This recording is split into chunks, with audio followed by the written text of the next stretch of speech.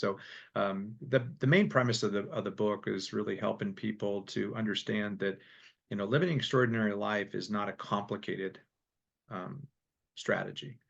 It oftentimes is very simple. It's not easy, but it's very simple. And I do think that living an extraordinary life and achieving extraordinary results is going against the path of resistance. It's an uphill climb.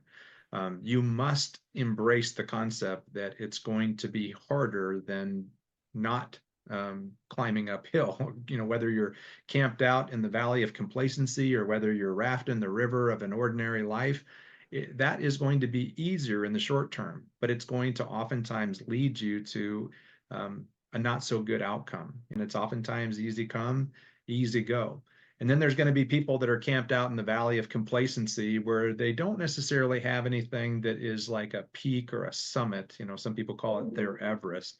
But they don't have something that they've clarified that they really want to be, do, and have, but they're not in the river of a living an ordinary or an unhealthy, unfulfilled life. It's not too dangerous, not too complex, but it's also not very fulfilling and not very rewarding. They're actually successful people. If you would look at them, you would say that they probably have a good relationship with their spouse. They're probably doing fairly well financially. They probably have a good, fulfilling career or business. But they've gotten comfortable. I was that person. I think that all of us have spent a little time in the comfort cave. It's not a bad thing, or you're not a bad person if you're doing it.